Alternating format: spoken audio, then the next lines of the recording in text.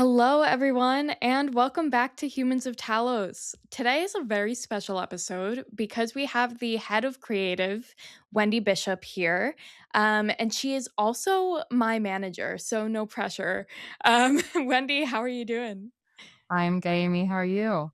I am doing well. I'm excited to have you on. I feel like we haven't had anyone from creative here yet. Can you talk to me a little bit about what drew you into creative work? How and then how did your career evolve into what it is now at Talos? I never in my entire life thought I would do anything besides something creative. It's the only thing I think I've ever known. I have so many memories in my childhood of just locked in my very moody teenage bedroom. In high school, I started doing web design courses. And I think that's when I really started being interested in more of like a graphic design path. I learned Photoshop. I learned, basic HTML, CSS stuff. As a really cool side hobby, I moderated a message board for my very embarrassing, I will not name, favorite pop punk band in high Oh my school. god.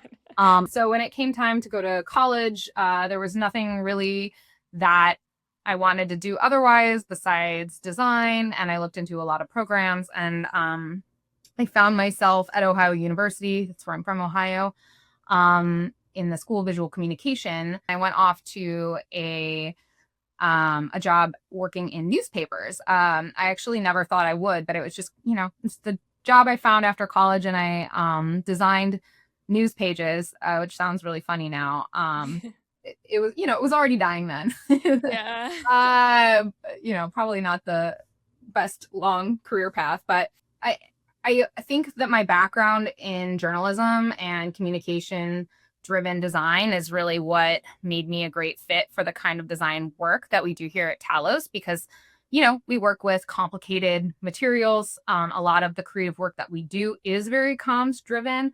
Our blog in some ways does function as like a news outlet. So the visual storytelling we do is a lot of my job, but of course, we have a lot of um, regular branding based design work now that comes out of my team here. So we just had a really big report come out that has occupied our minds for months, especially over here in design. Can you talk a little bit about the year in review and share what that process is like? Yeah, when it starts and starts to kind of take shape, I look over that draft with the team and we talk about each graphic that they're starting to see, and I say, oh, that one might be better if we did that, or this is missing that piece for when it goes to the into production, we'll need this.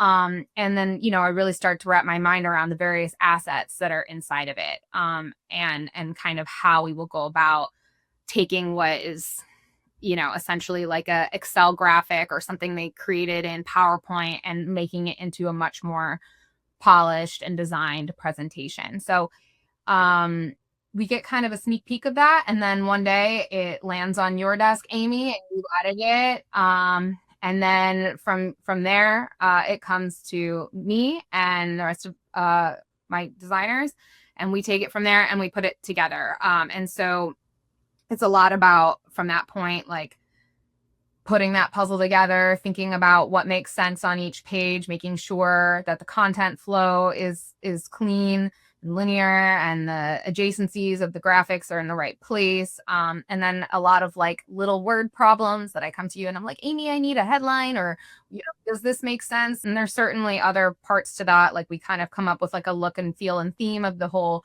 report every year.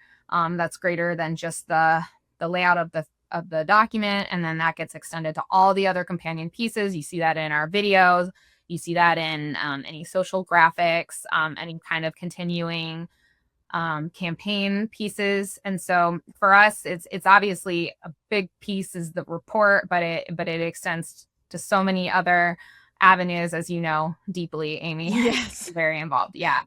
Curious to get the design perspective of like what are some of the challenges of like working with researchers And and defenders who are more technically minded when Yeah. you are very artistic and you have, you're trying to get things across in the best possible way. That's been like a total journey for me. I mean, I've been here almost 10 years and there's really been like eras with how it's looked. I mean, when I first started and they hired me, I think they just knew they needed like visual help, right? Yeah. Um, but I don't think they necessarily knew what that looked like or long term. I don't even think anyone knew what my role would evolve to over time. And so I think when I first came in, people were like, "Oh, can you make this look nice? Can you make a pretty thing for me?" So it kind of became a journey of like advocating for myself and really trying to educate people on like what it is that I do, that you do, and the rest of my team does, and like the meaning and value that that brings to technical work. Because we work with brilliant people here. I mean, I think people talk about on your podcast or on here all the time that you kind of feel like, oh my God, I'm the stupidest person in the room because like everybody is just brilliant. But you wouldn't be here. I wouldn't be here. You wouldn't be here if we didn't have like a really niche expertise that this team needs to be successful. And so you have to be able to explain to people who don't understand what you do why you're like bugging them to show you their like really important work with several days of lead time before they want to publish it because they just want to work on it up to the wire, right? And then they want to get it out. They're like, it's so important. And you're like, well, we need to pause.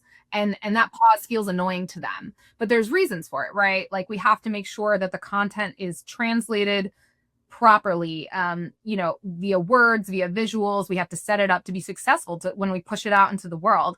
And in this world that we live in where everything is visual, everything is a video, and people have really low attention spans and everybody is craving that stimulation from the next TikTok, you have to attach the right kind of visual to it. And things are really just being glazed over now with AI. Everything looks the same. That's another element of why creatives are important, when it comes to tech. For people who are interested in these kinds of creative roles in tech or cybersecurity, or maybe who are struggling in the roles that they're currently in, like what skills or qualities do you think are the most important, or should they polish up on?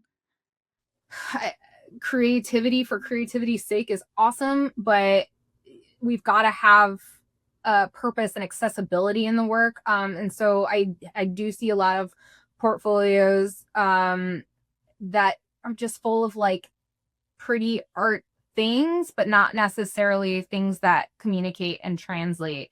I actually think people who have a visual communication background are amazing for this kind of role for all the things I've said before.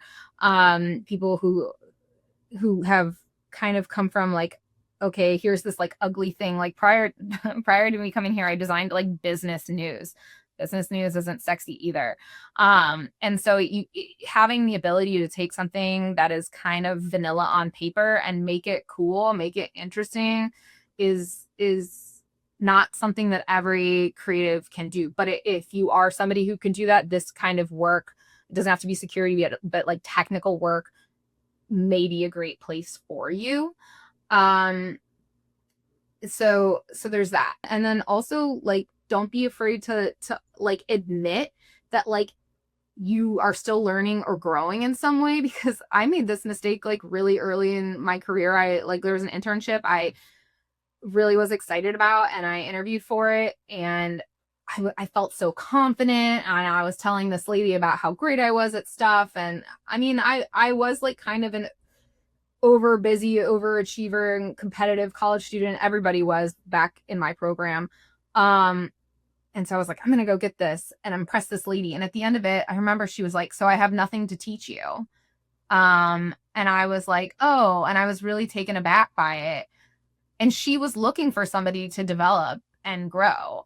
And I think a lot of people are because, like like you, Amy, like you came in and you didn't necessarily have like the background where you've worked in, at a security intelligence team, but like you came in and we were like, yeah, she's going to want this, right? And so like it's the same with like designers that I hire. Like, are they hungry? Like having drive goes a long way. And so just be ready to like learn, be ready to grow. Like security is complicated, but like if you can make yourself like a niche creative in security, not a lot of us out there. So it could be valuable. Wendy, thank you so much for coming on today. It was really wonderful to actually get to hear more about your journey and, you Mhm. know, yeah, it Yeah, was there's great. always more to learn.